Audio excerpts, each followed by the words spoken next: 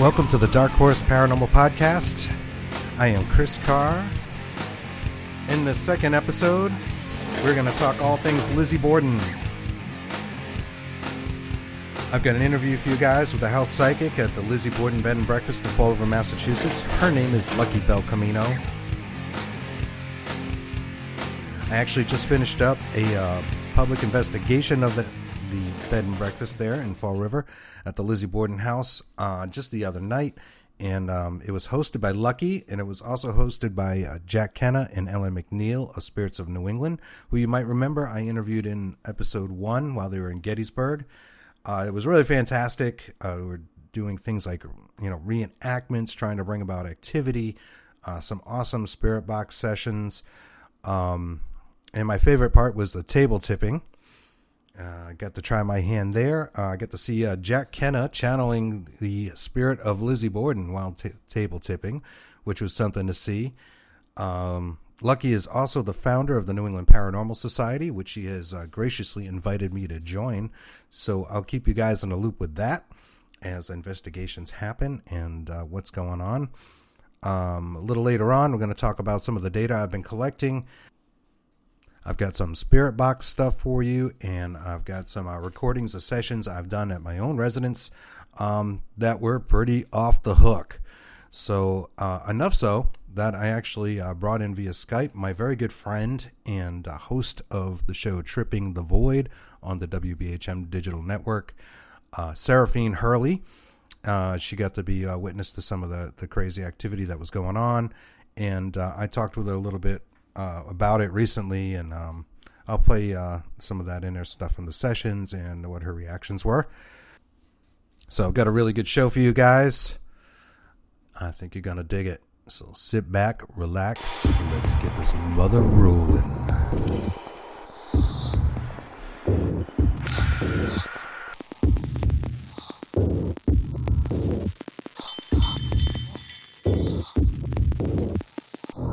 Lizzie Borden took an axe, gave her mother 40 whacks. When she saw what she had done, she gave her father 41. Lizzie Borden took an axe, gave her mother 40 whacks. When she saw what she had done, she gave her father 41. On August 4th, 1892, the butchered and gruesome remains of Andrew and Abby Borden were discovered in their home on 2nd Street in Fall River, Massachusetts. The brutal slayings would become headline news seemingly forever, and also the Commonwealth of Massachusetts' most legendary cold case. But who really committed these heinous acts? Lizzie Borden took an axe, gave her mother 40 whacks. When she saw what she had done, she gave her father 41. Andrew Jackson Borden married Sarah Anthony Jane Morse on Christmas Day in 1845. Sarah Anthony would bear him 3 daughters, Emma Lenora, Alice Esther, and finally Elizabeth Andrew Borden. That Elizabeth's middle name was Andrew has led some people to speculate that perhaps her father would have preferred a son. Sadly, middle daughter Alice would die of dropsy when she was just 2 years old. It wouldn't be long after that the girl's mother, Sarah Anthony, would die of uterine congestion and spinal disease. Elizabeth was only 3. Lizzie Borden took an axe, gave her mother 40 whacks. When she saw what she had done, she gave her father 41. And then there is Bridget Sullivan, the quote-unquote Maggie, a somewhat derogatory term given to housemaids of Irish descent at that time. They were simply Maggies. However, there was little evidence to show that this was an issue for Bridget. But one must note that she was home at the time of the murders, allegedly resting upstairs in her quarters, having just washed the floors. It is rumored that Lisbeth, as she preferred to be called, and the Maggie, may have had an affair and may have actually been caught in the act of lovemaking by the not-so-beloved Abby.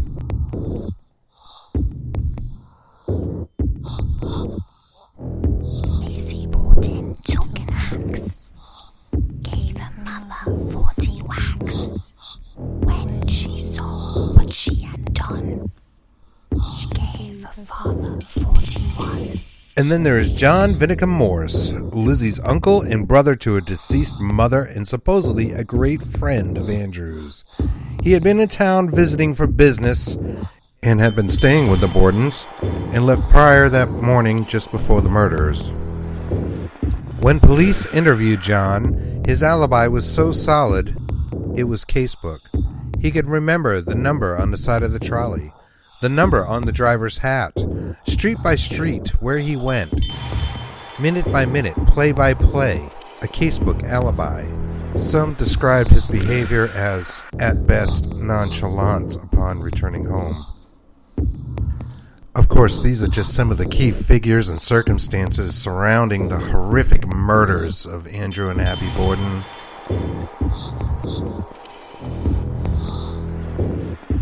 Who do you think did it?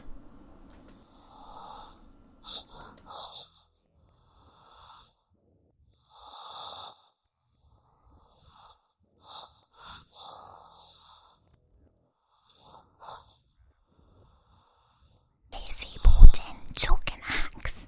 Click record. Awesome. Says it's recording. Pray tell it actually does. We're live. Live, but we're not on the air, so this is a podcast. Right.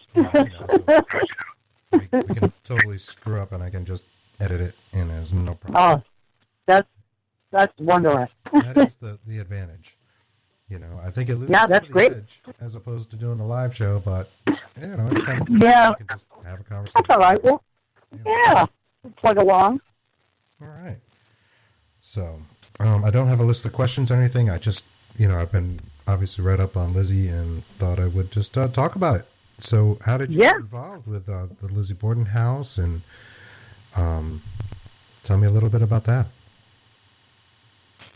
Long before I even got involved with the Lizzie Borden, I was fascinated about the story. My family would talk about it. I come from a long lineage of women psychics, and as a young girl, seeing my sister Jeannie and my sister Rosalie and my mom table tipping in the living room and talking about stories of, local folklore and local history. I heard long ago about, the Lizzie Borden story, and my favorite rendition of the movie is where Elizabeth Montgomery plays her.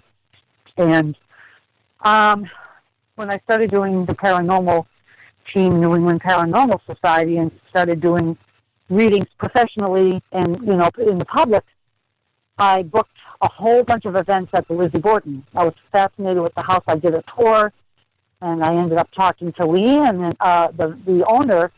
Come to find out that Leanne had a really good friend who was a really good friend of mine, who was actually in my motorcycle organization, the East Coast Biker Chicks. So we kind of hit it off, Leanne and I, and felt like we were kindred spirits. And and kind of hit it off. And, and some of the staff were great. And, I was there so often and was booking so many events. And it really was just bringing in a lot of business for them. I would book the whole house and, invite the public in and do readings and ghost hunts and stuff like that. And, one day I was talking to Leanne and Danielle Cabral, who's one of the tour guides there, and they said, hey, you want to be involved in the house? And I'm like, great. Well, they said, well, you're the official psychic. And I'm like, whoa. Well, that's good news, right? Yeah. And I was actually there at the house, and we did a live broadcast, and it was very exciting, and I was very humbled and very honored, and still am honored to have that title. Oh, that's awesome. Tell me a little bit about the table tipping. That's something that comes from the spiritualist movement of the late 1800s, early 1900s, and you said you grew up. Yeah, it started over in England, and it got brought over here as a parlor game. It was, just a kind of, get around the table and see what happens type of thing. And the spiritualists started to dig into it a little bit more over here in America. And it's a form of a seance. It's a form of communication. And like I said, my sister Rosalie and my other sister and my mom would do it in the living room. I mean, they were incredible spiritualists. And I got the gift from my maternal grandmother, Dorothy, on my mother's side, and therefore it came down generations. My sisters had it, my mom had it. And it was fascinating to see because my sister Rosalie would actually facilitate the table tipping. She would levitate. This one, I tell you, she would levitate a table using her fingertips, and it would go in the air. I'm not talking about feet, but I'm talking about inches. Completely off the ground. Nobody's legs were under there pushing it. It was just a fascinating thing to see as a little girl growing up. Yeah, I would imagine. Yeah. Yep. And I've done it before, but in private settings. And then 2 years ago at Salem Con, my team, New England Paranormal, was the headliner sponsor for Mark and Warren's event at the Hawthorne. And they had ghost hunting that night after the vendors, and they had the speakers, and they were doing something at the wand shop right off the street from the Hawthorne. And one of their guest speakers who was supposed to go to the wand shop that night and give a lecture was running late, or something happened, and he just was not going to be there in time. So Mark ran over to me and said, "Lucky, I need you." And I'm the type of person that you say that, and I'm going to drop everything and fly to do what I can to do to help. He says, "Can you do some table tipping at the wand shop tonight for me and help me out?" He says, "I've got 4 groups coming in. There's 10 to 15 people in each group. If you could do an hour of it in each group, I certainly would be appreciative." And I'm like, "I'm in." So I went upstairs, got dressed, and went over there. And surprisingly so, they had a table that I was able to use in the shop to do table tipping. So what I did is I gave all the guests that came in a little history of who I am and how I became involved in table tipping and some of the history of table tipping, and invited the public who came in to table tip with me. And I'll tell you, it was absolutely unbelievable, the things that were coming through, the communication. I was giving readings. I mean, I was being called by the spirits from above to give people who were on the table special messages, and there was a lot of tears. There was a lot of excitement. There was a lot of emotion, and it was something that I will never forget. It was 4.5 hours of table tipping, so I had a paranormal hangover for at least 3 days after that. Wow, but that's awesome. And I am psyched to hear that, this could come back, that people are doing this because, it was a big practice back then. And, it was, and I have to tell you, on the other side of that coin, if I may, and I'm really never a negative person, and I don't talk bad about anybody, but I will tell you, Chris, that there are a lot of people in the area, because it is coming back, and I put that out there that it's very popular, and I've been really the only one in the area doing it. There's a lot of people who are saying that they're doing it now, and they really have had no experience doing it. So it kind of makes me upset that people are entrusting these other people to do it and to go there when they really just are doing it because they think they can. So, and on that note, that's all I'll say. Right. Well, that kind of harkens back again to that spiritualist movement where, some of the people were debunked, and there were legit people, I think, that maybe were put through the rigors so much and became popular that maybe they even had to exploit their abilities. Or at least I've read. I mean, I wasn't there in person, so I can't really say, Right. We have I absolutely agree. Incredible pictures of ectoplasm and different things from back then. But I love the idea. I love that people were into it enough. It became part of their lives and was a popular thing to do. Right. Of course, right. It's fascinating. Is awesome, yeah. So, yeah. I don't know about other people doing this. Actually, you're the first person I've seen. It said that she's. Maybe so I was stop doing really it. psyched when I saw that. In fact, that's part of the Lizzie Borden thing because you're having a table tipping session, at the Lizzie Borden House on the night I'm going, and I'm psyched. Yeah. Yeah, and we've had great response. We've had great response at the Borden House. I'll tell you, another time that was absolutely incredible with regard to table tipping, if I may, is that I did an event with Sherry Marie DiBenedetti from Ghost Hunters. She's a dear friend of mine. She lives in Danvers, Mass. Her and I co-hosted a public overnight investigation, and I did table tipping there. And Sherry was actually on the table with two of her friends, and I was doing my thing, and that table actually lifted off the ground and went flying into the couch, which is a replica of the couch where Andrew Borden was murdered. Yeah, and we have audio. The one Andrew was found on? Wow. We have audio. We have audio, and I believe there's still a video out there of it somewhere. We were beside ourselves because, I mean, I've seen things happen with regard to table tipping, but I've never seen the table lift up, tilt over, and then fly about 2 feet. So it was alarming, but the same, it was exciting. Yeah, what's cooler than that? Not much. And there was a whole bunch of people there that witnessed it, so yes, sir. Awesome. So from the time you've been in the Lizzie Borden house, what is your take on Lizzie Borden? Can we talk about that? And the mystery and Massachusetts' most famous cold case. Right. It is a cold case. August 4th, 1892.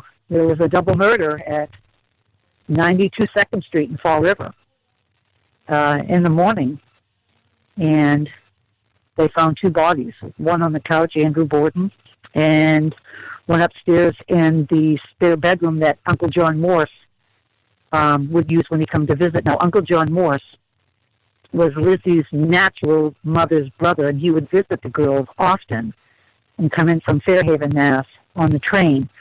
So that day, nobody really knows who did it to this day. It is unsolved, like you said. Mm-hmm. But I, as on a personal level, believe that she, and I hate to even say it because I know when I go there she's going to get on me, but I believe I have a personal relationship with her. Trust me. You'll see it in June when you're there. But I believe she did it. I believe that Bridget, the maid, a.k.a. Maggie, might have had some knowledge of it. And I also think that Lizzie's friend Alice also had knowledge of it. Alice and Lizzie were seen by one of the detectives the evening of the murders around 8 o'clock, scurrying down the back steps to the basement, hiding something in the corner. Yeah. I've read and then they came. Yeah, absolutely. I've read these court reports and everything I could get my fingers on. And then about an hour later, the same detective observed Lizzie going down to the basement again, near where the potty was. There was an old, how you say, I can't think of the name of it, what they called it back then in the day, but an old porta-john down there. Yeah, the Lulu, yeah. It was basically a bucket, right? Because there was no water. Absolutely. And, that was one of the things supposedly she was upset about, that they had a great deal of money and could have lived on the quote-unquote hill, being the highlands now, and but didn't. Highly affluent family, but if you were to ever go in the house, you would say, wow, how small is this house? It's minorly quaint. There are no hallways. All of the rooms are together by all the rooms are together by banging into another room. And, the records state that as much money as Andrew had, he only bought the girls 2 dresses a year. So he was a stickler, I believe, and I think he was hard on the girls. Quite the penny pincher. So he was. He came from a family, though. I mean, the Borden family was affluent and had a lot of money overall, but his father himself was kind of an exception and was like a fish peddler or something like that. And I guess Andrew had to really work his way up and worked really hard. So maybe that's why he had those qualities, Yeah, they always say once you have it, you don't want to give it up, when it comes to the money. But they might have, the sisters might have felt off because of, their other family members were living this kind of grandiose life, and there they are. They didn't have, gas or running water, which I guess was the thing at the time to have if you had any kind of money. They literally, pissed in a bucket. So. Yeah, you're absolutely right. It's his, it's just a story that intrigues so many of us all these years. It really still does. And, I'm actually writing a book about my experiences there and my evidence there called The Borden of Truth. It's a play on the burden of truth. Sure. And, sure. Like yeah, I've already got some pages written and some chapters written, and awesome. And I'm excited about getting that out probably 2020. Going to probably bunker down this coming winter after all my events are over, and taking 3 or 4 months into the new year and just really banging out some chapters and putting it together. So I'm really excited about that. That's awesome. That's great. I look forward to that. What kind of thank you. What kind of things have you seen in the house? Have been working in it, and like I know we talked about maybe exchanging some EVPs or something. We probably should do that if it's okay with you. I'll put them in the show. Obviously, they belong to you, and credit for them. That's okay. That kind of great stuff. But like, what have you gotten back from doing those investigations and being there as much as you have? I've captured something that I feel is really cool. It was the same night that Sherry and I were doing the event. It was very active because there were all women in the house that night for some reason. I don't know, it was just strange, high vibration in the house and a lot of activity. We were in Lizzie's room, and we're sitting on the bed, and we all had our recorders out and our, REM pods and our, oh my God, we had so much equipment on that bed. I started to talk to Lizzie. I talked to her just like I'm talking to you, and, say, hey, Lizzie, it's Lucky. I'm here with some friends tonight again. It's nice to see you, blah, blah, blah, blah. And I'm like, could you please entertain me and my guest tonight? Because I know you always talk to me, and I always ask you this one question, and you always answer me. And I said to her, can you tell me how many pears were you eating on the day of the murders? And it's the same question that the prosecutor asked you on the stand. What were you doing during the murders? And she had said on the stand that she was eating pears. Mm-hmm. And they asked her, how many pears were you eating? And she said 6. So I said to her, Lizzie, how many pears did you say you were eating on the stand that day of the murders, which was your alibi? And, I had the recorders going and stuff like that, and we continued our talk and our investigation and saw some shadows in the hallway into John Morse's room, which is the room outside, right by the front of the stairs, heading down. So I decided to play the recording back, and about 20 minutes after we finished our little stint. And you hear the whole conversation, me talking to her and blah, blah, blah. And all of a sudden, right after you hear me asking her how many pairs and da-da-da-da, you hear, 6! Wow. And we were all like, holy, it was visceral. I mean, it was absolutely visceral in a female's voice say 6. So sure, that's one of the things that I talk to a lot of people about because it's personal to me. She says it to me all the time. Every time I go there, she says it to me on an EVP. So I have a few of those. And no matter how many times you hear that, especially hearing it multiple times, I think, the goosebumps would grow each time. Oh, absolutely. It and becomes it's more always, real at that point. It does. It does. And it's always visceral. I don't have to ask her 100 times. It doesn't take 2 hours. It's like quick. It's like our buzzword together, me and her. Wow. Well, that's awesome. That is awesome. And I have read that about the pears. Like she was sitting outside eating pears, and there's so much to it. There's a lot of nuances to the story, right? Seem to just have the most perfect alibi, and just remembered every factual detail to the point of like, really. Like who would remember? I mean, if your audience doesn't know, but Uncle John Morse, who came over that day on the train, when he was questioned by the police, he weirdly told them everybody's name that he met on the train. There was even a priest or a pastor on there. I mean, who would remember everybody's name to the letter and then describe everybody on the train that day? So that was kind of an odd thing for someone to do who's just taking a normal trip to Fall River on any given day, looking out the window or what, but he made an effort of memorizing everything that happened on that damn train. That nobody would really remember. And then I guess he gets to the scene, he gets back to the house, and there's all these people outside, and obviously it's commotion, and, the bodies have been discovered by this point, and he just nonchalantly stands around and watches. Yeah, So and it's- when he was questioned by the police, he told them that the reason, the way he found out about the murders when he was out back, because he went in the back side door, is that Maggie, the maid, told him about the murders, and he said he didn't have any knowledge of it prior to coming back to the house. So that was his little shtick. Yeah, but we don't know. I mean, we don't know. And all of them could have been involved. Who's to know? You know, like I said, Uncle John was Lizzie's real mother's brother, and Lizzie did not like her stepmother. You know, when they were questioning Lizzie that night, Lizzie was adamant, and one of the detectives said, well, something about her mother, and she says, Addie was not my mother. She was my stepmother. And they said she said it rather arrogantly, too. So she was a little snide about that. Right. And I think she referred to her as like Mrs. Borden as a name, which was Right. a sign of disrespect back then. Right. Not my mother. first Yeah. name. Right. She's not my mother. She's my stepmother. I can only see her because she's a little brat. She can be very, very cursed. Her energy, which I pick up on immediately, I can tell when she's in a pissy mood, or she's going to be playful, or she's not even going to communicate as soon as I walk through those doors. She's a piece of work.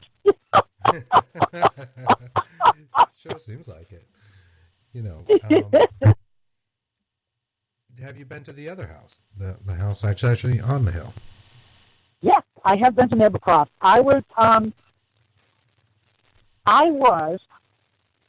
and I can say this with confidence, I was the first person, along with a gentleman by the name of Bill Brock from Maine, who actually got into the house to film a episode.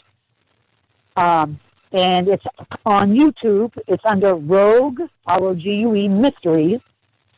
And we went there and filmed an entire episode that was supposed to be on VidiSpace, which is the online streaming service owned by Elizabeth St. and Nick Groff.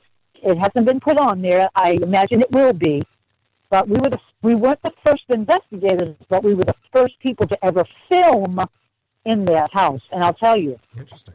it was incredible. Yes, it was incredible energy. The house is fabulous. It's gorgeous inside. I could only see all of the lavish parties that she had there, which she did.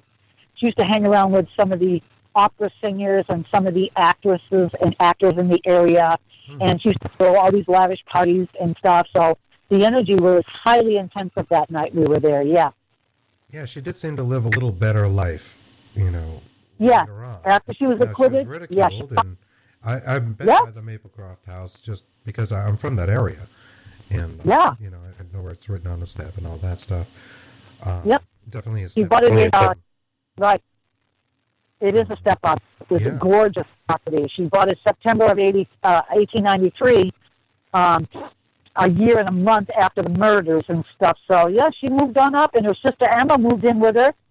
And a short while after that, Emma left. They had irreconcilable differences. Nobody's really said why. It's never been documented, but we believe in the field that Emma didn't like some of the things that were happening in the house, and just wasn't agreeing with some of the things she saw or had to deal with, and so she moved to New Hampshire. So, well, that's really interesting. Yeah. Do you feel that the spirit of Lizzie haunts both houses? And is that I possible? feel How that- does that kind of work for you as a medium? Like, how do you see that? I picked up on Lizzie at the 2nd Street house, the bed and breakfast, more than I do at Maplecroft. I did pick up on her spirit at Maplecroft, but it was a very low vibration of who her spirit is. Residual feelings was more than the actual spirit that I feel at Lizzie Borden Bed and Breakfast. I hope that makes sense, but her residual energy is at Maplecroft. She did talk to us. We had captured some EVPs from her, but at the bed and breakfast, I actually can feel her very strongly on a different level, spiritually. Like it's, more intense Right. because of the things that happened, and Right. you know, Right. creates a sort Yep. of residual haunting, if you will. Correct. Yeah, and just personally, I definitely pick up more energy from her at the bed and breakfast. That's awesome. How about the other people, like the victims, Abby and Andrew? Do you feel them there? We've actually had Uncle John Morse talk to us. Danielle Cabral, who's one of the tour guides, her and I will usually sit in Uncle John's room on the bed right next door to where Mrs. Borden was found laid out with her head, cracked open. And he'll start to talk. He'll say, Morse, Borden, and he'll communicate with me and Danielle that way. And it's so weird because I'll sit in there by myself and I won't get anything. But when I'm with Danielle, she's been there for years and she's a fantastic tour guide. He'll just talk to her and I, and he'll consistently say either Borden or Morse. And it's a man's voice. So it's quite interesting because hoping one day he'll say some more to us. But I haven't gotten anything else from him other than that. And Abby, there would be some kind of comfort level there that it could bring about. Right. But Abby and Andrew, they're around. Absolutely. There's been shadows and stuff. And, I try to reach out to them as much as I try to reach out to all the other spirits there. They don't come around too often, but they have.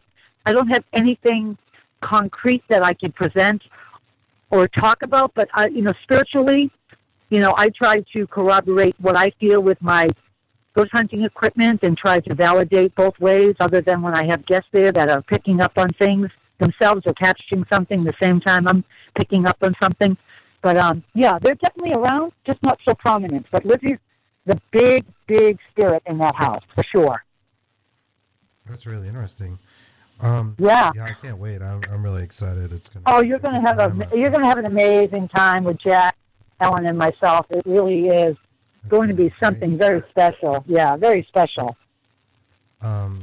So you also have a lot of other things going on. I saw you have a mediumship school online. And on Teachable. A lot of projects. Like, you're a busy person. When I looked at your Facebook, and I was like, oh my God, look at all the stuff she is up to. So yeah, I mean, I've had a lot of fun things happen in my life. I've had a year off due to cancer last year and cancer treatment. I actually had leukemia and was put in a clinical trial up in Boston, and in 3 months I was cured of my cancer. Which is awesome. I was leading up to that. Yep, with the graces of God. I mean, when I walked in there last February 13th, with 13 is my lucky number. If anybody's listening knows that is my number. I got good news and bad news that day. They said, well, you got 6 months to live. Your white blood count's 1 million, and your stuff's shutting down. But here's a signature form if you want to get involved in this last trial. It's the 85th trial out of 85 people, and we've been known to cure people with this trial. I signed away, and 3 months later, I was cancer-free. Wow, 3 months. 3 months. And everybody else, it took 6 months. Right. All the other participants, it took 6 months.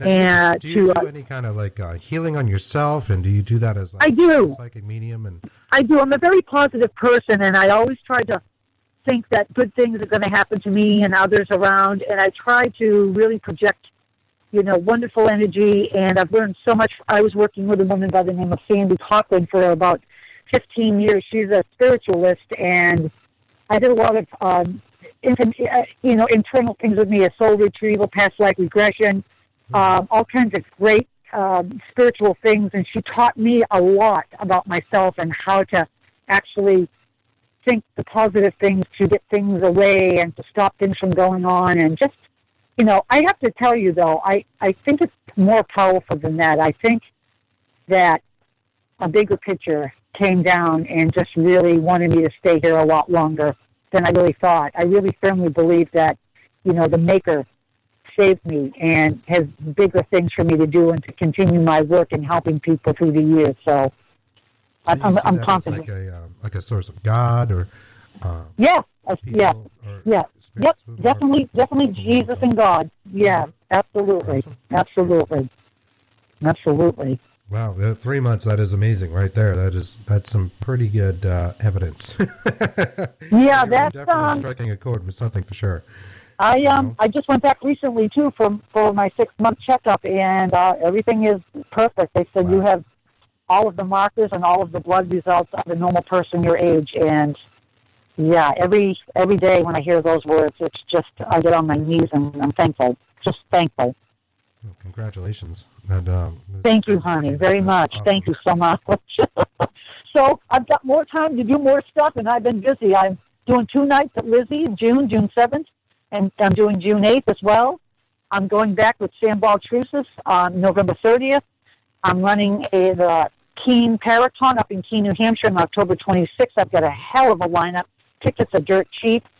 Writing my book, doing some stuff down here in Mobile, Alabama, at a haunted location called Ghost of Mobile, where I'll be doing walking candlelit tours and doing readings and paranormal investigations at this house. And, big announcement coming with that soon. So sure. I've been a busy girl. Who do you have at the Keene Paracon? Oh, Jack Kenna, Daniel Place from the Hinsdale House, Andrea Perron, who was my dear friend, along with Jack and Daniel. I've got James Anito, who's a demonologist. Mm-hmm. I've got Shauna and Josh Rajunice from Maine, who Shauna was abducted by a UFO. We'll be talking about her otherworldly experience. Oh, who else? My gosh, I've got Kenneth Kendall and Karen Chiavalotti, who are practicing witches out of Salem, who will be speaking. I've got Julie Griffin, who is a master of collecting ghostly photography in all of these haunted locations. She'll be showing some of her photography and talking about some of the things that she's captured over the years. I will be speaking about Lizzie Borden and also my family connection to the Salem witch trials. My 6th great-grandfather, Chris, was Benjamin Abbott out of Andover, Mass., who was a landowner who lived next door to the Carriers. Him and the wife of Mr. Carrier, her name was Martha Carrier, had an argument over landlines. Benjamin actually ended up getting gout in his foot during the hysteria back then in 1692. He accused Martha of causing it, and she was one of the ones who was killed in the witchcraft hysteria.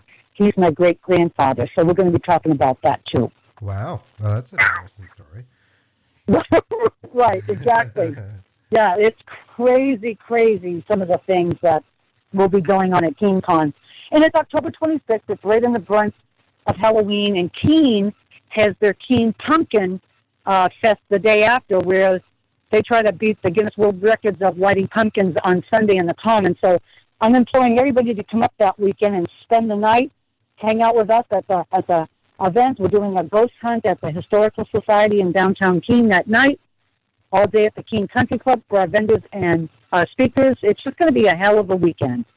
Yeah, that sounds great. Yeah, it's going to be so much fun. You're in Mobile now, and you have a ghost type tour coming up. Did you want to talk about that a little bit? Yeah, I was at the Petronovich Inn, which is the AKA Mardi Gras Inn in Mobile last Thursday. I went there for the night. I did some investigating on my own. I was trying to go live twice with some of the evidence that I captured and give everybody an eye view of how the inn looks inside. It's quite beautiful. It's all period, old time, Mardi Gras decoration and beautiful furniture. And there was a hell of a storm coming through Mobile from Texas. I mean, it pelted rain for about 2 hours, thunder and lightning, and I couldn't get my phone to work, or most of my equipment was being drained from the electricity in the area. So I couldn't go live. But I'll tell you, the owner and I are in negotiations. We're working on a contract for me to go there probably every other month for right now to do some readings and some paranormal investigations. I'm also going to be starting there and taking some guests down the street to the cemetery that's predominantly haunted. If you Google the Church Street Cemetery in Mobile, you'll see what I'm talking about. We'll be leaving the Petronovich Inn and walking straight down Church Street and giving you some history of some of the houses there, some of the hangings that happened on the way there, and then some of the crazy stuff that's gone in the cemetery. There's a tree inside the cemetery also that they had some hangings. So it's going to be all done by candlelit lantern, and I'm looking forward to that. I've got 3 events already booked in October, so my weekends in October were already all booked up, but it's going to be fun. It's going to be fun. Yeah, it's going to be fun. That sounds awesome. That sounds really fun. Yeah. To go a little further, you mentioned that your mediumship, you came from a family of mediums. So do you feel it's a generational thing? 3 times now we've talked, and I've heard an overdub of something. I don't know if you heard that. Have you heard that? No, I haven't heard it I've at heard all. a noise like 3 times that, I don't know. Oh, that's I can't spirit. to play That's this spirit. back, but Yeah, you're going to hear some stuff. something. I really believe so. I may cut this out, but yeah. 3 times. Yeah. I'm talking and, my mic is pretty good. It doesn't make any noise. Oh, my gosh. It's very quiet. That's 3 times crazy. now I've gone to talking to her like some other That's voice. crazy. But I will tell you that, I'll tell you a little story about when I believe that I got the gift from my maternal grandmother, Dorothy Shattuck, who was a psychic medium and lived in Western Mass near the Nipmuc tribe out there and was an American early settler, her family, the Shattocks. I was 8 years old, and we lived in Reading, Massachusetts. My dad was the head chef at Wellesley College in Wellesley, Massachusetts, an all-female college that's very, very popular and well-known in the area. Sure, I'm and I think Hillary Clinton went there, and one of the Kennedy girls went there. So they were having a party downstairs, and me being the youngest of the 8 kids, I was always left out of things because all my other siblings were a lot older than me. And I would always sneak out from my bedroom and sit on the top of the stairs, and Mom would always come up and catch me and put me back into bed. Now, this went on 3 or 4 times.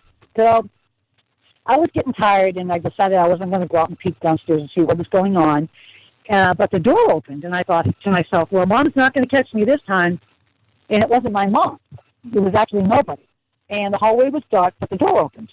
And I could hear this distinctive noise. Now, mind you, I'm 61 years old, and this happened to me when I was 8. And I still, and my arms, the hair on my arms is standing up because I can still distinctly hear that noise. It was like material swishing together, but it was getting closer to me, and I didn't see anything in that room at all. Nothing. Wow. All of a sudden, I'm laying in bed, and my right side of my body is facing out towards the dresser. And I hear a woman's voice, and then I hear her say in my ear, at the same time, I see a white apparition standing there. And she said to me in my right ear, "You have it, and you'll know when to use it." And then all of a sudden, boom, gone. It was dark again. I talked to my mother about 8 years after that happened, when I started to see my sisters and her dribble-tipping. And I told them all what happened that night. And they all started to giggle like little kids. And they go, "Yep, Nana came to you that night and gave you the gift because that's all how we got it." So there you go. Wow. So you had that confirmation, like they had all had a similar experience. Yep. Similar experiences. Not the same verbiage. Not the same verbiage, but there you go. So cool. Yep. So that was that's when I got it when I was 8 years old. Damn sure it was generational, and they were going to right. Each and every. And I'll tell you, when before my sister Rosie died, she died in '87. She unfortunately succumbed to cervical cancer. But when the 3 of us girls would get together, Mom, Rosalie, and my sister Jeannie, crazy fun things would happen because we would all be pinging off each other, and there'd be all kinds of messages coming down, things flying across the room, things tinkling, bells going off. I mean, it was just magical, wild, crazy stuff that some people would think that we were batshit crazy, but I'll tell you, I lived it. I've seen it. I love it too. And that's an awesome story. Thank you, sweetheart. So your family and do any of them? I don't know. Do you guys get together? Like, what do you guys do? Do you do anything as a group of mediums? I don't know. No, I wish we did, but no, we never did. No, my sister Jeannie, she was married to a Navy chief, so they traveled all over the country, and her and I would communicate by phone over the last 30 years or stuff. They finally retired. They're in New Jersey now, and like I said, my sister died in '87, and then my mama died in 1992. So it just left me and my sister Jeannie, and she was traveling, so we really never got together that much until she moved back to the States, and we spent some time together. But when I go over to visit her, she came down here to spend a lot of time with me while I was going through cancer treatment and went to some of my appointments, which meant the world to me, obviously. We had some fun stuff happen, and we knew that my mom and dad and my sister Rosalie was around during, that stressful period and stuff. So, yeah, we picked up on a lot of fun stuff, a lot of good positive things that were coming through during that stressful time. I'm sure. And I'm sure you knew when she was coming over. Oh, absolutely. Oh, I'd be thinking of her, my phone would ring, and I'd be like, I just thought of you. What do you need? You know? Yep. I love the feeling. And I think a lot of people experience that, like when your phone buzzes or... I do, too. You know, and you know who it is before you look. Right. You know, I'm going to tell you a fact, and I did some reading on it, and also with my studies with Sandy, is that, you know, everybody is born intuitive. Everybody has that sixth sense to them. As young children, you know, some people... And this is not factual, this is just my take on something, and then I'll go back to the factual.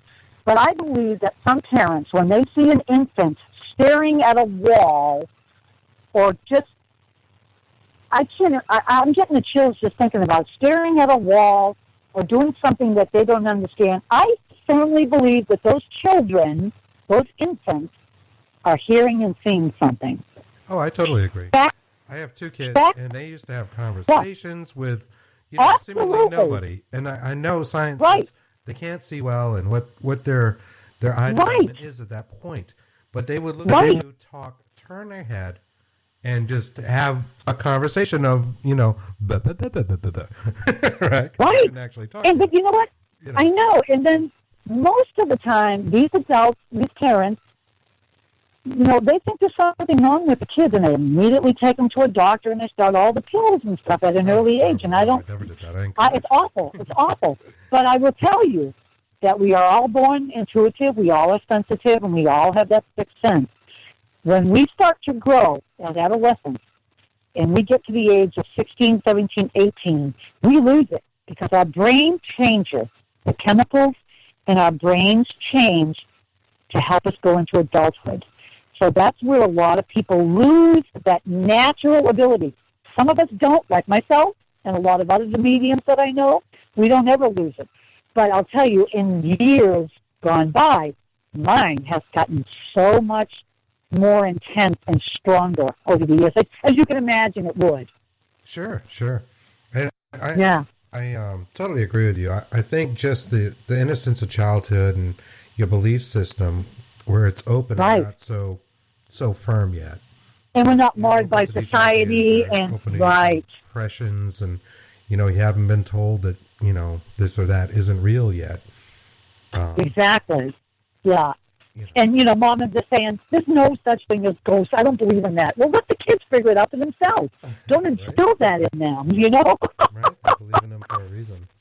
Because they haven't been told not to, you know, and they maybe even sometimes see them. So, I'm an advocate of that, and you know, a practitioner as well. So, absolutely. Speaking of that, now I mentioned you have an online mediumship school. Is that something that you would have or give classes that help people get back in touch with that? You know, before I started my cancer treatment, a year before that, I was doing classes at Mount Wachusett Community College in Gardner. It was the adult program. I was teaching Paranormal 101 and mediumship, and then I couldn't extend that because I was starting my cancer treatment. So during my cancer treatment and not feeling ill from the chemotherapy, I decided to put all of my chapters online on a website called Teachable, and offer it to the public. It's a self-guided training. There's lessons in there. There's history in there. There's pertinent information about the clairs, which is the clairaudience, you know, the sentiments. It's about all of these different sensitivities that people may have, you know, opening up your awareness. It's really an intensive, self-guided, like I said, class that you can sign up for. You can pay a one-time fee, or you can make monthly payments on it. It's really inexpensive. It's only $99, and you get to keep all the information for as long as you want. I don't cut you off after a month. You get to keep all that information, and then you also have an opportunity to reach out to me at any time with any questions about the class online. So I've had a lot of people sign up. It's really a fun thing. That's really great. I may check that out myself. So, like, I've gotten really good feedback from that. People have. I have. I've talked to some of the people that have you know, opted to try it out, and they really thought that it was well structured. I have had no negativity. You know, every time they've messaged me or called me or emailed me, one thing about me, Chris, is that usually when I'm available and I say I'm going to be, I will do it. I know that you and I have some issues trying to get this call together. It's just been hectic trying to get a date. Well, no worries. I know. It's funny, though, that you say that, because we do keep missing each other. So, like, we do, and I know that Fall River up until about November last year, right around the Lizzie Borden House. And we hadn't talked. I know the timing. I moved up to Roseberry, which is near Gardner, right? Yeah, it is. And you went. Yeah, go straight to Worcester, and then head right up Route 2, and you'll hit Gardner sooner than later. Right. But I am very responsive to messages and phone calls. So if anybody's interested, they can sign up, and it's a fun class. It brings a lot of information, to you right there personally. Well, that sounds good. And I do think that, everybody has something, and it's a matter of like whether they develop it or they never lost it, or it was given to them maybe in your case, like at a young age where, it was such a strong thing. I know people who have trouble distinguishing the living from the dead sometimes, like literally in their vision. And it sounds so far out to people who don't know them well enough or haven't seen enough things, I suppose. That they just think, wow, man, these people have got to sure. It is real, it is out there, but for most of us somehow, it's not as easy. So that you offer a training course to help people get maybe more in tune with that, I think is amazing and great. It's geared to open up your senses. It's geared to find out your core. If you have the ability, if you have the gift, if you don't, nothing's going to resonate. If you do, then things are going to definitely resonate. There's little quizzes in there. There's little meditation things in there. There's little fun tests and little, just a whole mishmash of all different kinds of things in there. Yeah, and out of it, I've started to mentor a few people. I've mentored people in the past. I've helped them bring out their gifts, and there's a woman online that I speak to just on Messenger. She'll hit me up on Messenger and ask me a million questions, and I'll answer every one of them. And I didn't even charge her. And I'm mentoring her in that way, helping her and giving her some signs and some messages where she needs to focus on it in her direction and stuff. So it's not always about the $100 or the $2 or the $5. It's about helping people, and that's why I'm here. That's why I'm still here. Yeah, I think the people that seem to sustain themselves in both paranormal and psychic fields are people that genuinely want to help. Yeah, and my readings for an hour is $65, and I get appalled, Chris. And like I said, I don't like to talk bad about anyone, but just as a reference, there are people out there in the community that charge $120 for an hour reading, and I just think that's absurd. I keep it very, very economical. If I could do it for free, which I've done, let me tell you, countless times giving free readings. I don't feel that sometimes I want to charge people. Sometimes I do. I don't have a real job. This is my livelihood. And as much as I give out free, sometimes it's just I have to take and charge someone. But sure. I keep it very, very, very, very, very, very cheap. We all have to get by for sure. So yeah, absolutely. Our time is definitely worth something. Everyone's time, whatever it is you do. So right. I think that's fantastic. Oh, thank you, honey. So how can people seek you out? How do they find Lucky Balcamino? I don't have a website anymore. I actually feel that people were reaching out to me on Facebook probably 99% of the time. I have a personal page called Lucky Balcamino. If you want to friend request me, you can see a lot of the things I do. And I also have a professional page, a public page. It's Lucky/Psychic Medium. And most of all my events are on that page. You'll see some information about me. And that's really about it. I run New England Paranormal Society still. That page is up and running. I have a team still operating up in New England. Awesome. And and the event in Keene is called Halloween, one word, HALLOKENNE. It's a name twist on Halloween. That's the Keene Paranormal Conference. in October. From the area, Keene, New Hampshire, Yeah. with the E at the end. Yeah. Yeah. That's where that's happening. And you can see that on Facebook pages, Halloween Con. So, yeah, there's all kinds of different fun things you can do to find me. Very cool. Very cool. Well, this is Yeah. great. I so thank you for putting the time in to talk to me. And I had a blast. I love to talk, and thank you, Chris, very much. Absolutely. We'll talk some more, and I can't wait to meet you in person. I'll definitely see you in June. Yeah, I can't wait to meet you, too, and definitely keep in touch with me. It's going to be a cool event. I'm looking forward to it. It's going to be amazing. Absolutely. All right. Well, thank you so much. You're welcome. Thanks, Chris. You have a great night. You too. Bye-bye, hon. Bye. Bye. Wow, that was just an awesome interview with Lucky Belcamino. She's an amazing person, and I got the privilege of actually meeting her last night at the Lizzie Borden House, bed and breakfast in Fall River. And wow, what a night. It was just amazing. We got to watch her do table tipping, which I got to participate in, spirit box sessions. I had such a great time. It was just awesome. There were so many great stories being told. I got to hang out with Ellen McNeil and Jack Kenna. I watched Jack Kenna during a table tipping session, actually channeling the spirit of Lizzie Borden through him. How cool is that, right? Nothing's better. So I've got all kinds of data that I collected, and, I'm definitely getting some responses to spirit box stuff at different times, and I get to make some new friends.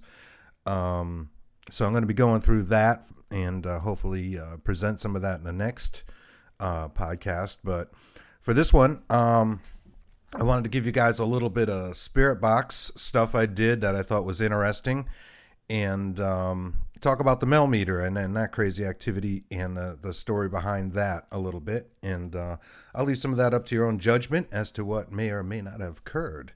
But certainly kind of mind-blowing. And so let's start with a little spirit box. This is just something I recorded, a little simple, what's my name? And I get a response right away. Here it goes.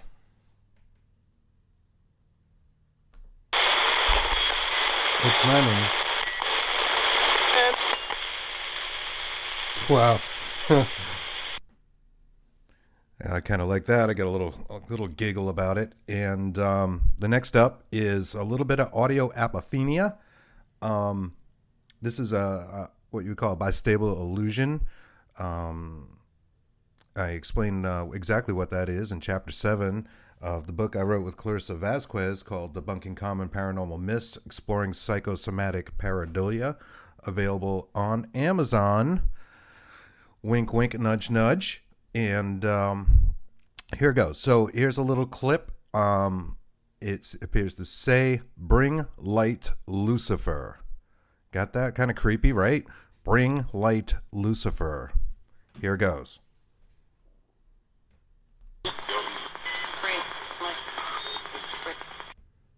Did you hear it? I'm going to do it another time. Again, it says, "Bring light, Lucifer."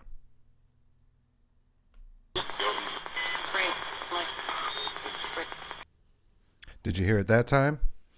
All right, I'm going to play it one more time as "Bring light, Lucifer." Listen close.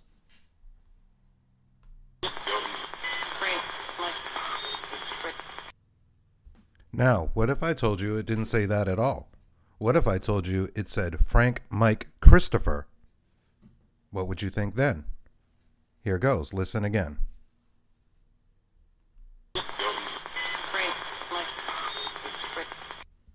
How did you hear it that time? Listen one more time. Frank Mike Christopher.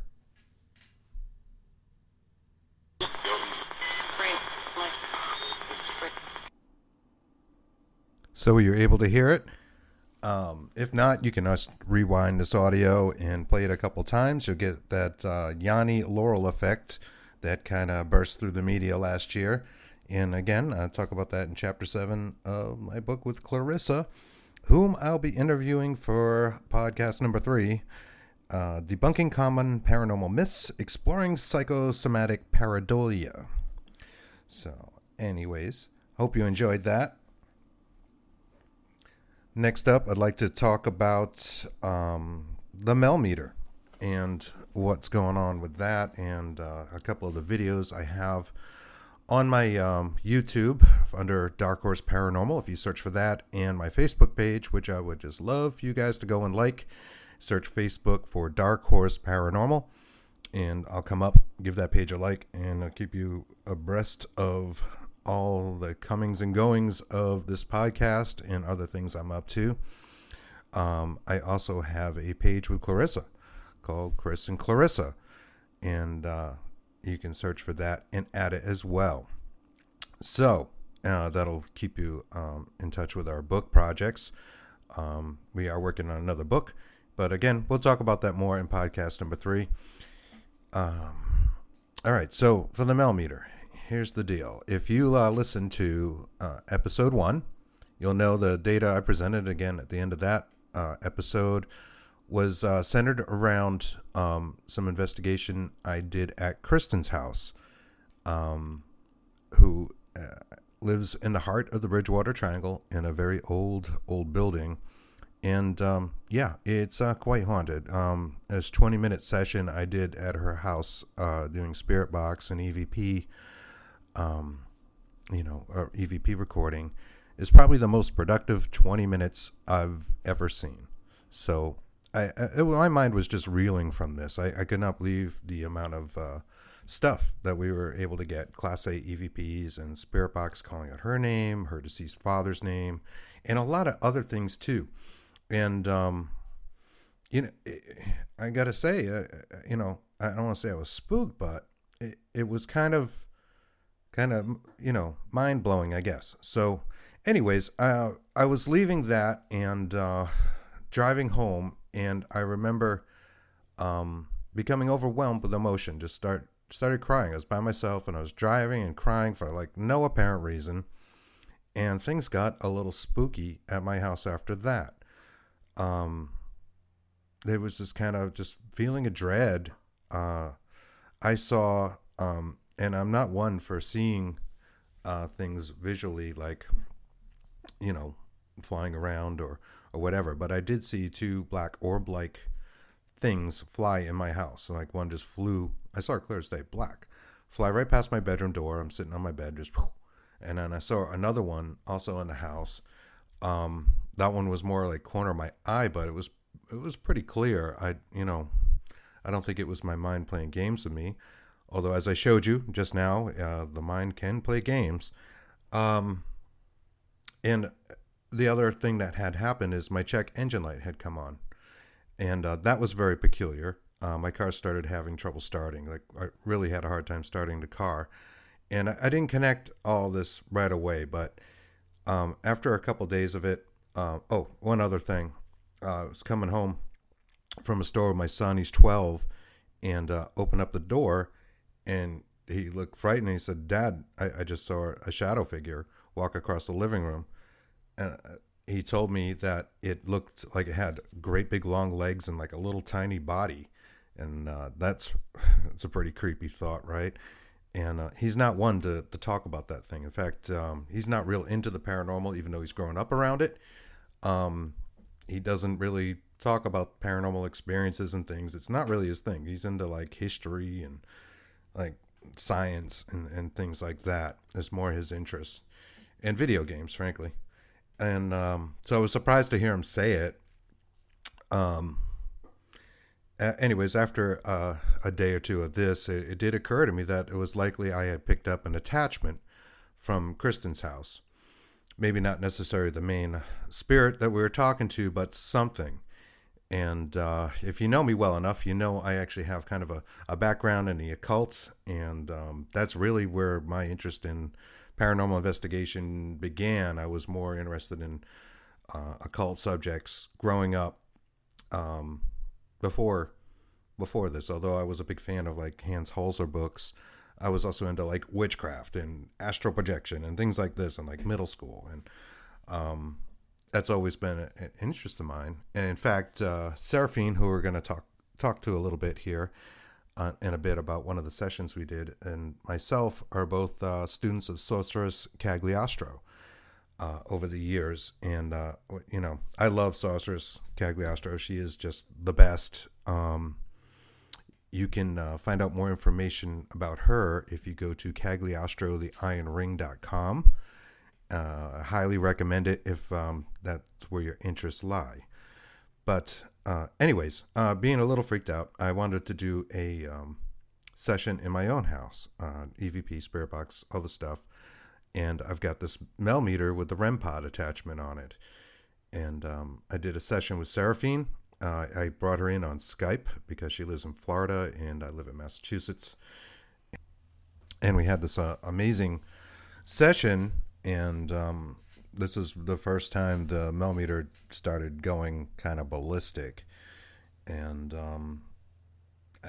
everything that I was using, including my spirit box and my Tascam DR5 recorder, was affected by whatever entity was present. Now, here's what happened. So I did this sort of aggressive banishing ritual for about 3 days of this, particularly after my son saw the shadow figure, and now I felt like, he was threatened in some way, and I was really kind of going ape shit. And if you are a student of the sorceress, you might recognize this as a form of iron ring ritual, but it's basically an aggressive banishing ritual. And I feel like it worked. And the foreboding feeling and orbs, all that went away. The check engine light went out in my car literally the next day I went out and started it, and it started right up and has started right up since. And this is months ago. So very peculiar. That's why I connect the the check engine to this paranormal activity, which just I wouldn't have thought of. That seems really out there to me. But the stuff the Mel meter does is also pretty out there, and as well as my shack hack. And I'm going to play you some clips from that.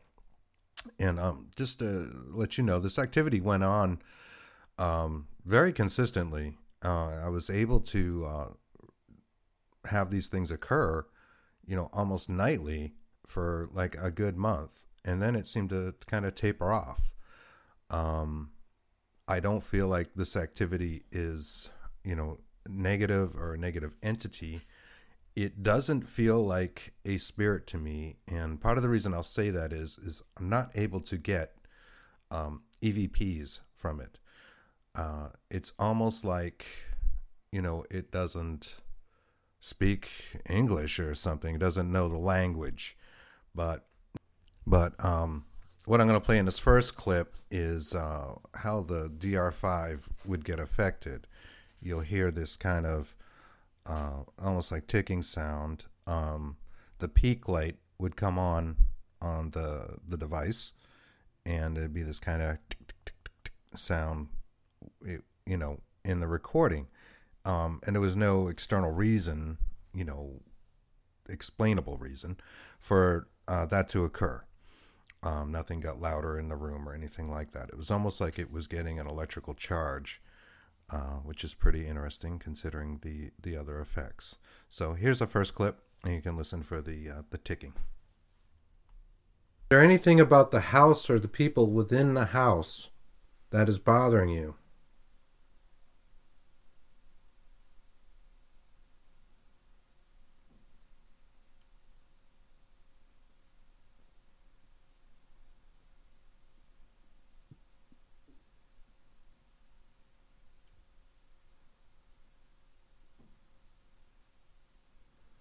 In particular, is there anything about Jacob or Mark that bothers you?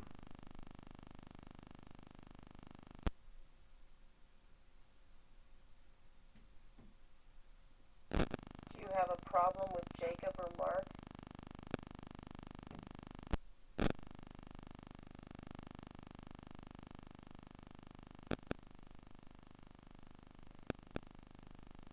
Do you have a message for Kirsten? Is that why you were here?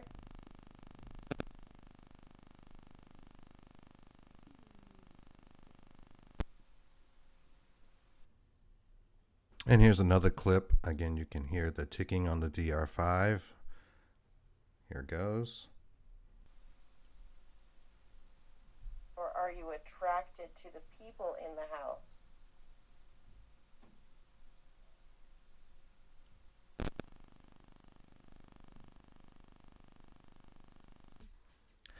This is from a session. I'm not sure if this was the same session. Again, I had a lot of similar sessions for a course of a month, and I think this one actually was from a different one, but this is my Shack Hack, my Radio Shack radio spirit box, Old Faithful, if you will, and it's getting zapped by whatever entity is there. Thank you. And that is the tap I get. Alright, so Spirit, this is my Shack Hack.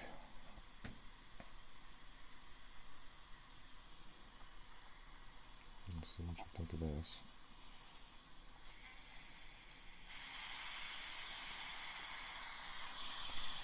I'm not sure what to arrange the DR5 a little differently.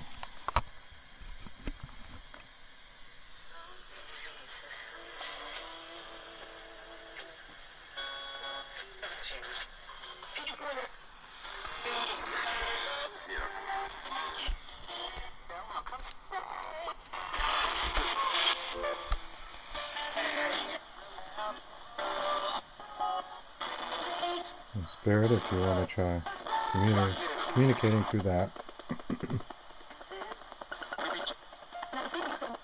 I may be able to understand you better.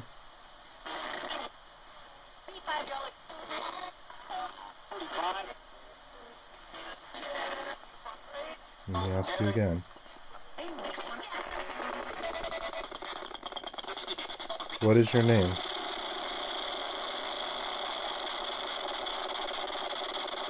Okay, that sounds completely fucked up.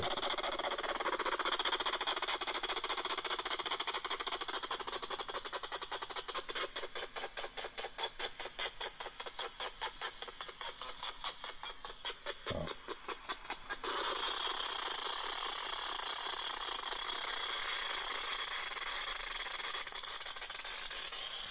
Seems to be spinning a lot faster than it normally does. And I can't even see the display.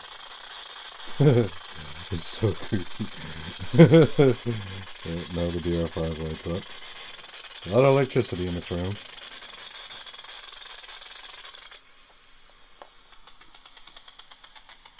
What is your name?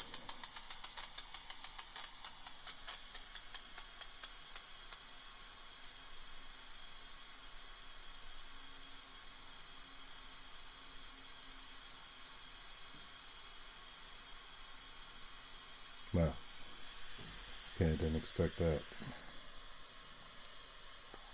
Yeah, the display is not even working on this, and it's never scanned that fast. It doesn't have the capability. It's an old radio. Anybody familiar with these older Shack Hacks knows they kind of scan slow, which is part of the beauty of them, but the kind of activity I get here is a little different. I'll turn it off. I just put fresh batteries in this too, by the way, guys.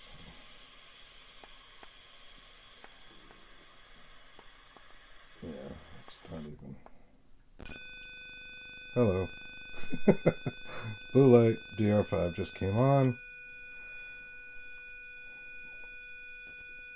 I think you might have broke my Shack Hack. 7.3 EMF. The display is gone, buddy. Sorry, I forgive you. This is awesome. Okay, so in that track, you hear the Shack Hack just start scanning at as fast as that sounds. It just was, the numbers were flying, and then the display actually disappeared altogether. It sounded like it slowed way down and then sped up again before finally kind of going kaput. So then it seemed to move on to the Mel meter, and you can hear the ticking on the DR5 a little bit too when it touched the Mel meter. I broke the energy field around the antenna, and the EMF started flying around as well, and the temperature does as well. And that's what I can't really show you in a podcast, and why you need to go over to my Facebook page, Dark Horse Paranormal, or look up Dark Horse Paranormal on YouTube, so you can see the video of what's really going on with the Mel meter, because it's not just hitting the REM, it's going crazy on EMF that would be like destructive or something.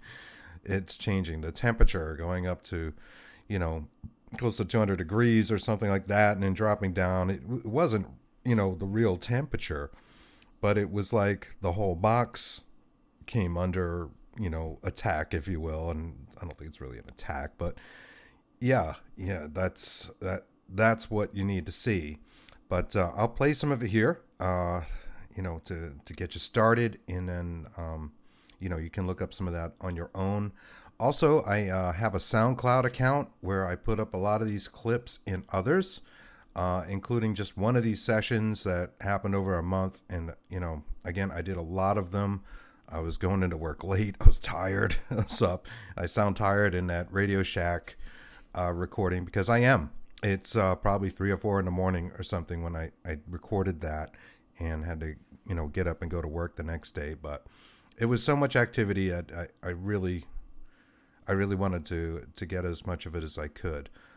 Part of the delay in getting this out was I had to go back through, so much data with specific things I wanted, and I hadn't cataloged it that well. So organization is a plus, guys. Would have saved me a lot of time and getting this out to you. Okay, so coming up next is a clip where you'll hear the Mel meter going off. This is a session I did with Seraphine, and I think it was like the first time I tried to measure what was going on in my own house out of fear of the activity, like in a very, very long time. Like, even though I do paranormal investigations, I don't usually measure my own house, my own residence, right? I didn't feel a need to until this time, and hadn't done that in many, many years, and of course was surprised. And the timing of it made me feel like there was something relevant or wrong at Kristen's house, and the way the responses fall, it almost sounds like one of her children is in danger. In fact, I remember calling her like 3 in the morning in a panic, like, is Jacob okay? And all this stuff after the session. But over time, what I found is the responses were not all that relevant.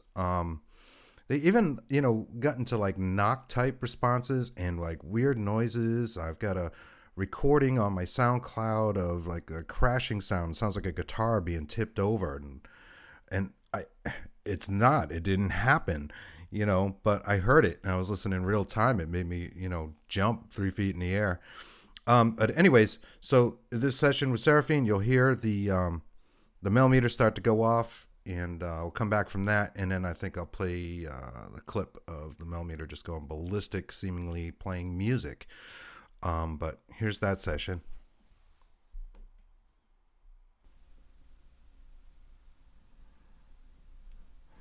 Did you know anybody in the house previously? Marky, Jacob, Kristen?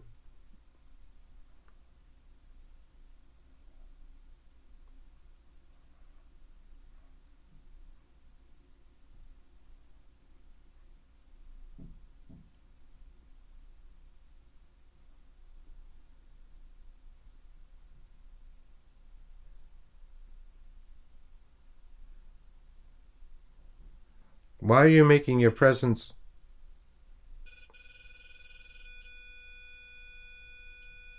I'm not doing that. I see that.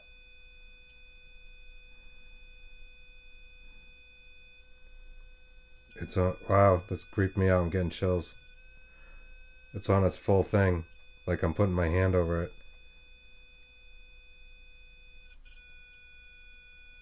What do you want Chris to know about you? The EMF is going crazy. Wow, this is freaky. I'm gonna hold.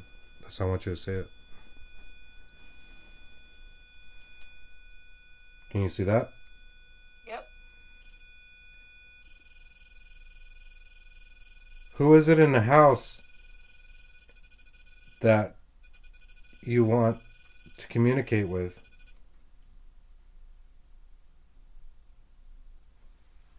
Is it Marky? If it's Marky, can you light up the light again?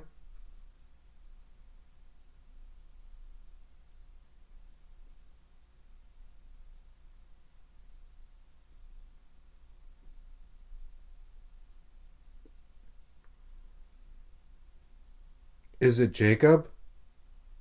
If it's Jacob, can you please touch the light again?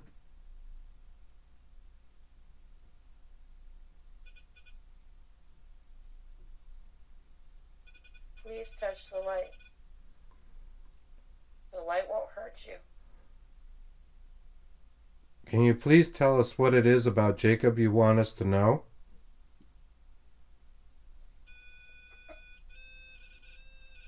Here we go. It's Jacob. Jacob is her 11-year-old son. Did Jacob call you? Do you know Jacob?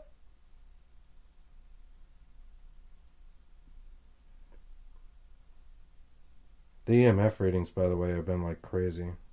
I'm keeping the phone away. I don't know if you can read them. Yeah, I can see.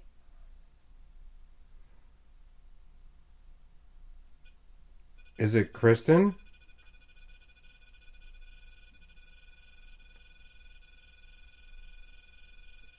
It's never done this for me, by the way, since I bought this thing. And I've used it a few times. This is creeping me the fuck out. Don't be creeped out. Be intrigued. No, it's wild. I mean, here we go. I do this for a reason.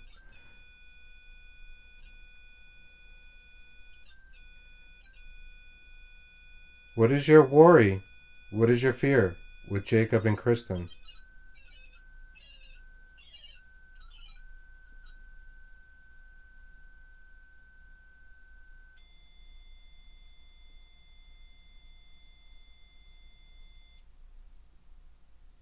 Do you have a message specifically?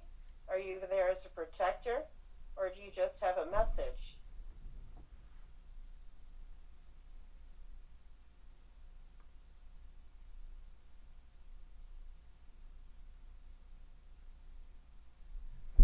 Is Jacob in danger?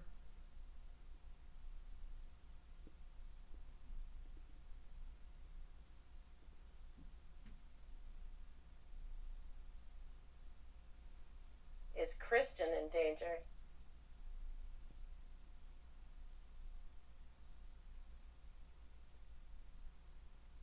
Don't go silent. Don't be afraid.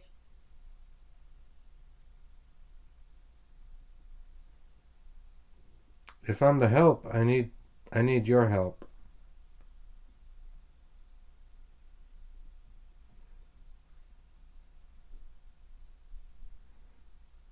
Help us help you. Is it Bob?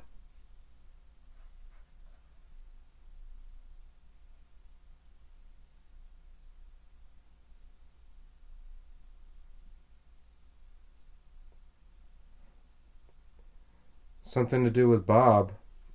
Look at that, it's lighting up and not making any noise.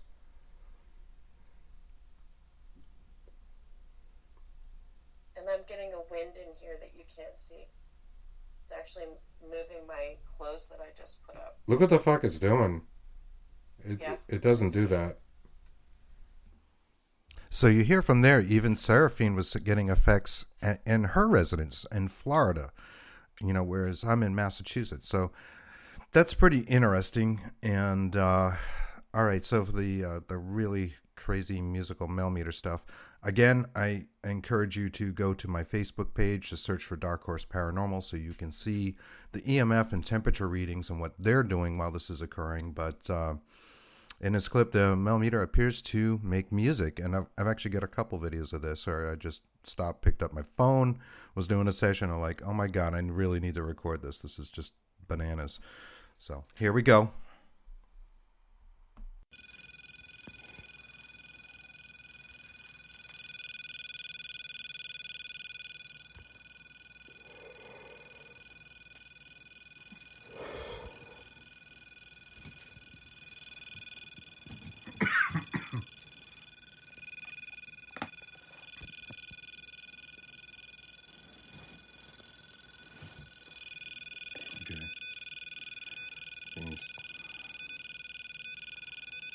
Making music again.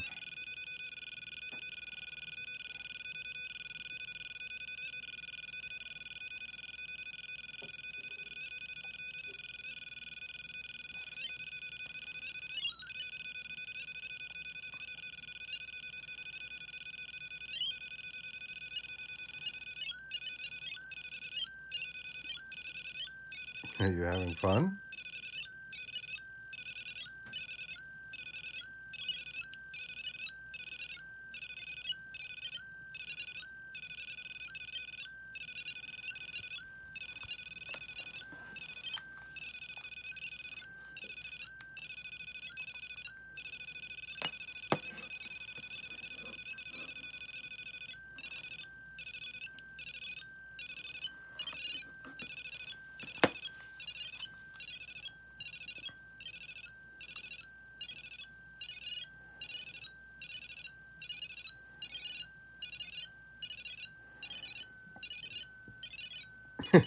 You really are making music. It's pretty good.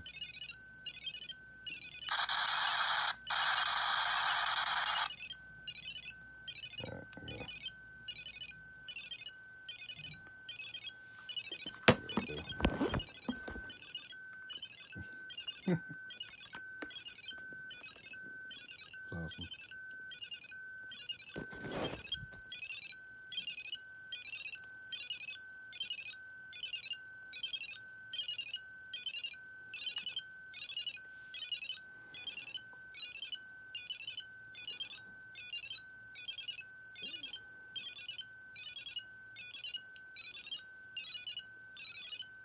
I feel like playing a symphony. Spirit, that is awesome.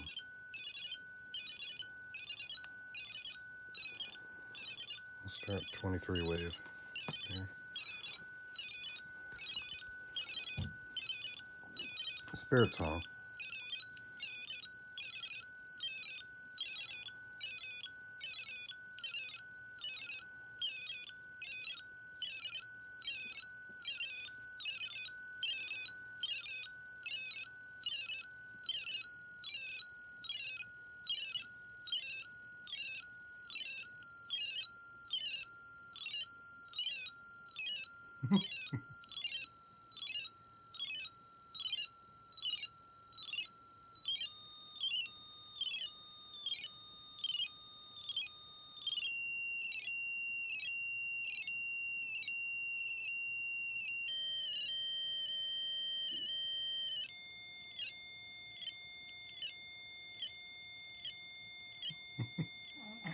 My paranormal pal.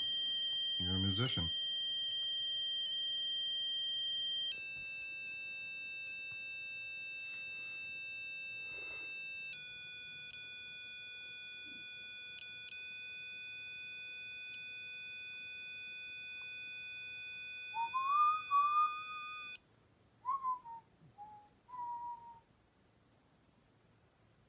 Oh, I can't play too? No. That was awesome. Thank you. So that was that. Again, I did 2 of the videos of this, and I actually sent them to the manufacturer. And to my surprise, I get a response from Gary Galka, the inventor of the Mel meter, named after his daughter Mel. And a lot of people know that story. I was very surprised, and he, watched them closely. He read back the readings, and the point he was making is that he had no explanation for it because all the circuits, the 3 different circuits that are in play when I'm using it, are affected. And he was pretty impressed. He had not seen that behavior before and offered to examine the Mel meter, which I may do. I may send it to him.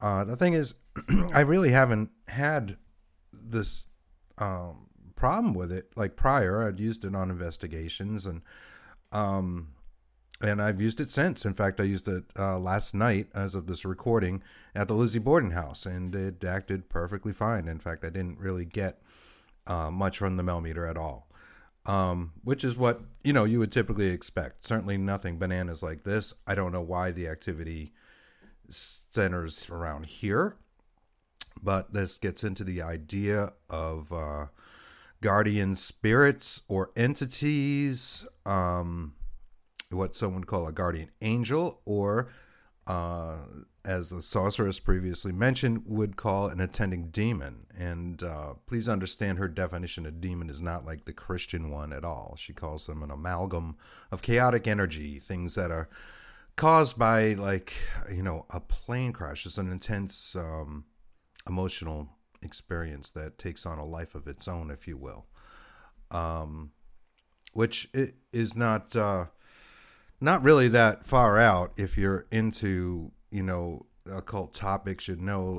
Spell work in general is kind of fundamentally about the focusing of intense emotional focus into trying to create a certain outcome. Thomas Sheridan, another fellow who goes by the term sorcerer, has some pretty interesting stuff to say about that, and he talks about chaos magic and the use of things like roller coasters and to execute a sigil at the scariest part and that kind of thing. And well, that's all good and well. I will leave it up to your interpretation of what you think it might be. I found that I wasn't able to get communication with words, like I mentioned earlier. So here's a little clip of me and Seraphine talking about it. I'm a little excited, trying to prepare this for you guys, and probably talking too much, but she's great, and here you go. Wow, because we've had other conversations, and you did include the tools in those as well, and this is the first time I'd actually seen any kind of activity that was just, with lack of better terms, so hot that it was basically peaking off all level. So I didn't expect any of that to happen, but it was really interesting that it did. That was very cool. It went on for like a month, and I didn't know what to really say about it either, honestly. Like, in this paranormal universe, if you will, and posting and stuff like that, it is almost like too much, right? And like it seems too bizarre. Yeah, but how much bizarre is too bizarre? Because when we're all delving into this world where everybody thinks that they're the master and everybody else is beneath them or whatever, I'm not going to name names, but you know who they are. But it's pretty much a TV show. Like, I've yet to see a TV show that beat what the Melmeter did. Yeah, I know, right? So it's like that thing. But I also think it's like too much for people to even accept, because I think if I was somebody who was just coming into this field, or even an experienced person, and I saw that video of the Melmeter with the temperature going to like 177 degrees, right, and things going bullshit, appears to be playing music. Mm-hmm. All it this sounded that way is going on in the Melmeter.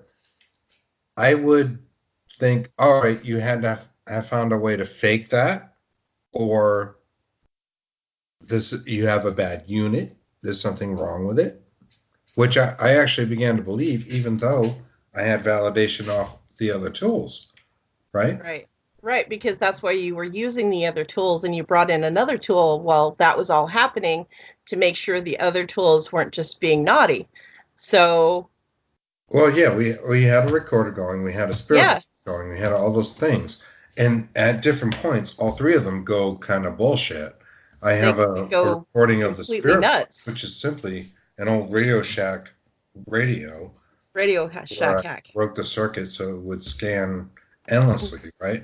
Right. And it starts scanning at a speed of like, I don't know, like a fucking million. Mm-hmm. It doesn't even make sense. And it drained all the batteries, and it was a fresh batteries. I had just put them in. Right, I remember. Done. The thing was done. The display wouldn't light up. I thought it was broken, but I put new batteries in it after the fact. And the display comes up, and it still works normally, but I have a recording of it like sounding ridiculous. Just going, Yeah. You know, till it died. I don't know. There's other things, and what you saw, with the millimeter going crazy, it seemed to deviate from that to the recording, the recording device, the DR5, which is a Tascam device. It's a very nice piece of equipment. Right. It's not a shitty piece of equipment I got on eBay for $2. It's $100 recorder, right? And it started doing weird stuff, and you hear choppiness in the recording. You hear all this stuff, and the light lit up on the thing. We couldn't hear the recording at the time, but when I played it back, you hear that. Right. Can I add something? Sure. Now, I have repeatedly listened to all of these recordings over and over again, and I noticed that there is a rhythm, and I don't know if it's something to be completely discounted as it's coincidence or anything, but it's like when those little beats start kicking in, it almost could be, I don't know. I want to work with that a little bit more, even in my spare time, to see if I can't get something out of that, because it sounds like a little bit more than just random. It's too clean to be random, if you know what I mean. Mm-hmm. It's really strange, and for all those listening, there's no reason for me to be laying this on thick. We really have been talking about I know Chris from my previous radio network, and we became really good friends, and we started delving into, let's just say, the darkness together, and a few things here and there, and then we end up with his random thing that happened, and he said, hey, well, do you want to listen to some of this? And it turned into what you hear. I don't know if he's posting it with this recording or how he's going to do this, but it's really interesting, and I really do, as a person who's seen a lot and heard a lot, and yeah, some stuff is junk and some stuff is completely legitimate, but I want you to open your brain and open your heart a little bit and think of the most odd thing that you could ever think. And I think that Chris had that moment, actually. And I was fortunate enough to experience some of that with him. And I thought it was really insane, because I've never seen anything like it and nothing like it since. So I'm hoping we can have another moment where it does that again and maybe try to figure out what it is that's doing it. So that's just us talking, and by beats, he's talking about the musical aspect, I believe, of the millimeter. And if I do send it back, I'll let you guys know the results of that. And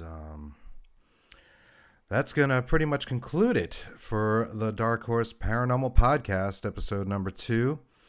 I'd like to, again, thank Seraphine. You can catch her on WBHM-DB.com on Friday nights at 9 o'clock Eastern on her show Tripping the Void. A little shout out to Saucer's Cagliostro, who you can find information on at cagliostrotheironring.com. Of course, I'd like to thank my guest, Lucky Bel Camino. Just want to note that all the music and sounds and you hear in this podcast are recorded by me and written by me. So please do not use them without express written consent. That's all I got for you guys. Until next time. Take care of yourselves. Bye-bye.